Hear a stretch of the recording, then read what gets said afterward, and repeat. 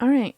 I hope everybody's doing pretty okay. So I just came across this article, and man, this is this is kind of tough. So home prices are soaring across the U.S., but these 11 places are the wildest right now.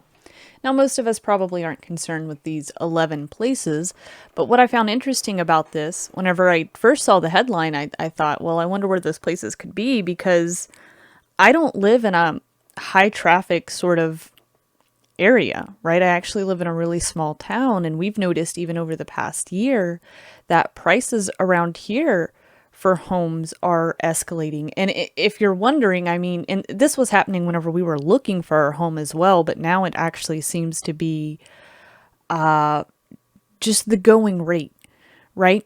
Whenever you're looking at a rundown trailer, not even a double wide, just a basic trailer on maybe an acre to 5 acres selling for over $100,000.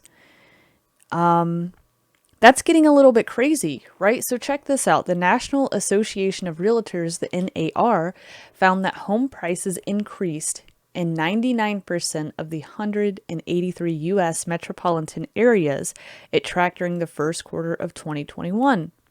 And a stunning 89% of those places recorded double-digit jumps. Are you noticing higher prices in your area?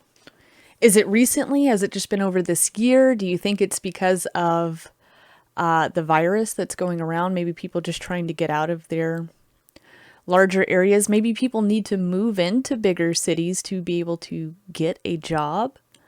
That, along with, I don't like to say that there's a shortage in housing. I actually hate hearing that. And a lot of you guys might too, if you actually know what's happening in the housing market, because banks actually own more homes than they have listed. You could almost say it's kind of like diamond scarcity, right? In the jewels department for diamonds. There's a lot of diamonds that come out of the ground, but, only so many are actually worth selling. You might be able to look at banks the same kind of way because they tend to hold on to properties and they don't sell them, or even people for tax advantages. People will actually go out and buy land or buy housing, and it helps them with the tax advantages, and they never intend on putting that place up for sale. So check this out. The record high home prices are happening across nearly all markets, big and small, even in those metros that have long been considered off the radar in prior years for many home seekers.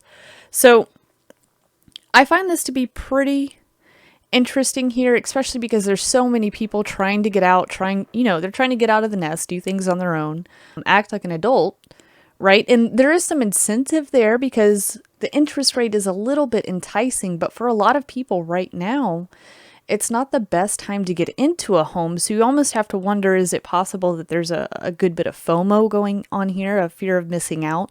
I've read a couple of articles this week and I've actually heard from some people that I know that there are constant bidding wars going on. There's homes selling within an hour of being listed. I mean, you're talking about people are just refreshing constantly, looking to see what they can pick up right now. So the sudden price appreciation is affecting affordability, you think? Especially among first-time home buyers, Yun said in the report, with low inventory already impacting the market, added skyrocketing costs have left many families facing the reality of being priced out entirely. The median existing home sales price rose 16.2% in April from the year before to $319,000, the highest it's been since 1989. That's insane. The average monthly mortgage payment rose to $1,067 in the first quarter of 2021, up from $995 during the same time last year. This price hike happened, the report said, even though the 30-year fixed mortgage rate decreased to 2.93% in the first quarter of 2021, down from 3.57 1 year ago. So I don't really care to show us where home prices rose the most. What I want to look at here is just kind of what is going on. Home prices tend to be so important because it really lets us get a feel for how the market is doing. And if you look at this, you think, oh my God, well, everything must be fantastic, right? But we know in reality, if you look past just the surface of things, things are not good out there right now. So I found this to be kind of interesting as well. CNBC here. Home construction sees its biggest drop since the virus hit, and here is why. Well, we know that commodities are actually rising a good bit, so there's a lot of people that might be on hold right now just because of that.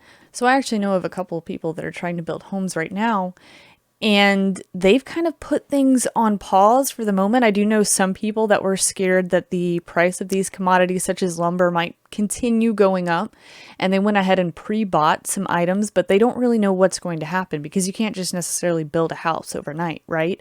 So a lot of the contractors that are out there are even advising people, hey, maybe you want to put this on hold. They're being very honest in the fact that they're having problems getting inventory right now.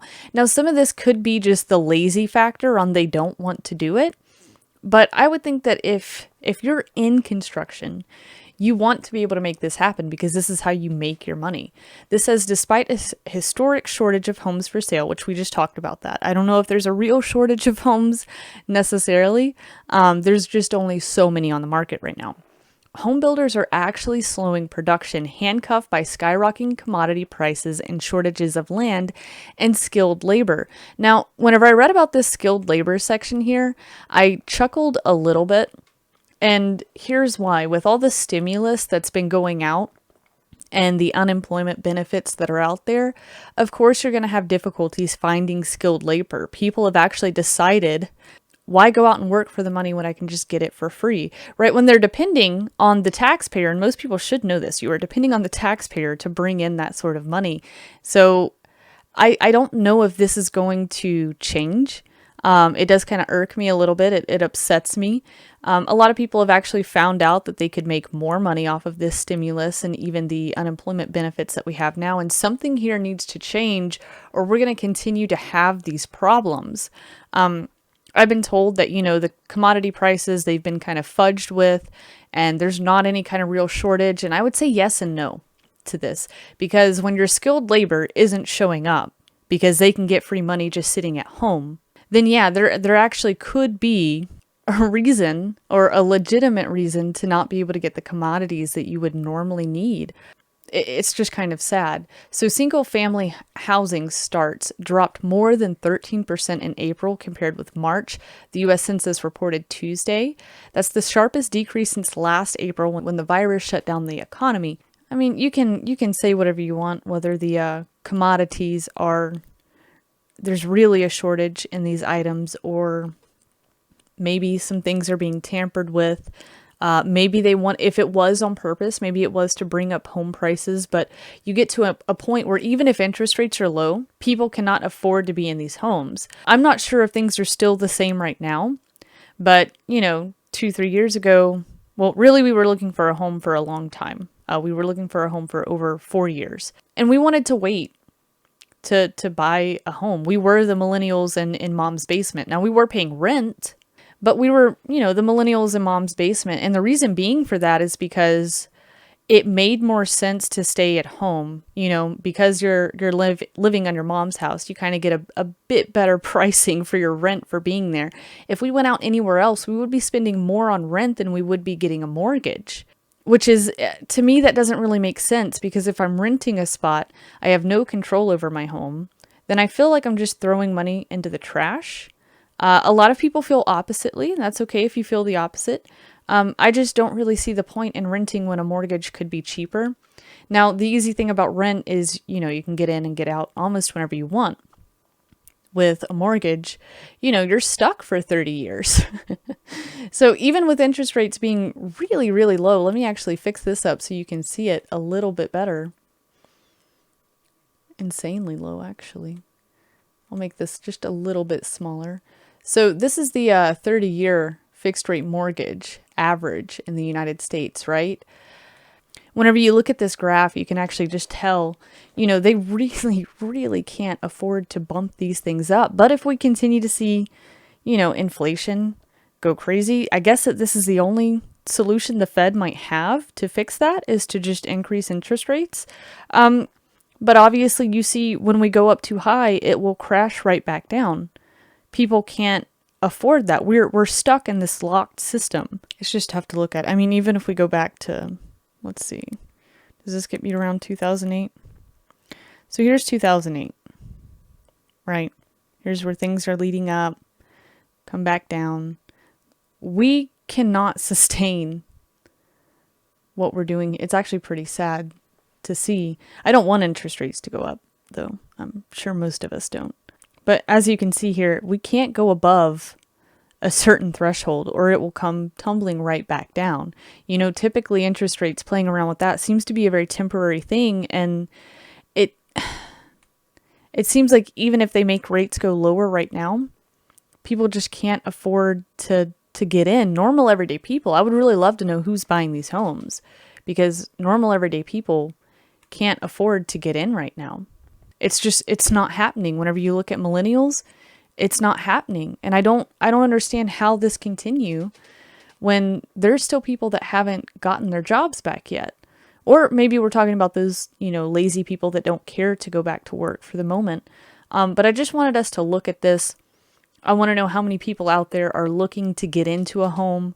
Are you just going to keep renting for right now? Or do you have a strategy? If you're somebody like me, let's go back to stacking silver or precious metals, or even if you're in crypto investments. My plan or my long-term strategy for any investment that I'm in, again, I'll say it again, I don't care about the Lambos and the Ferraris and the fancy shiny things, right? I'm looking for where's my opportunity to get into this housing market. Again, and I'm talking about a second home, something I could rent out, something that I could make money off of. As long as I can afford to pay the taxes on it, I can keep it, right? In commercial real estate too, if there's a business that ends up going under, I'm waiting for that day. And I don't want to be the person that argues inflation versus, deflation. I think that we are in this inflationary period, but I think that if it gets too hot, we are going to see some deflation here. And not in this purposeful sort of way. It's just going to end up happening whenever you have people around you, maybe local to your area, or if you're paying attention to things in your state. If you're quick enough, there's deals out there right now. When banks need to auction stuff out on the courthouse steps. Has anybody ever gone to one of those? I haven't yet, but I'm just wondering, because I intend on doing this stuff one day. When things are being auctioned off on the courthouse steps and all I need to do is take over someone else's mortgage, I'm going to pick up something for a good cost. And it's sad, right? It's sad, but we need to be responsible for ourselves and make responsible financial movements if you would like to be able to do these sorts of things. So just kind of let me know where you stand right now. Do you think that this is sustainable? Do you think that inflation is going to run so rampant that we actually see these home prices continue to tick up? That is a possibility. It's a strong possibility that we don't get any relief in this housing market. But I kind of want to know, what does the everyday person, the average guy out there, what are you thinking right now? Are you holding back on buying that home? Are you holding back on buying that second or third property? Are you waiting for a nice dip in this market? Or are you feeling the FOMO? Are you scared that you're going to miss out and you're just jumping straight in? That's all I have for you on this video today. Thanks for watching, guys. Please remember to like, share, and subscribe. Definitely share this video out. We're trying to grow the channel big enough to be able to put community posts out there. It's not large enough to do that yet, so every time that you share this video, that's the chance of having another subscriber. And I would really love to get this channel to the point of being able to at least do community posts. If something happens, I want to let you guys know about it ASAP. Thanks again.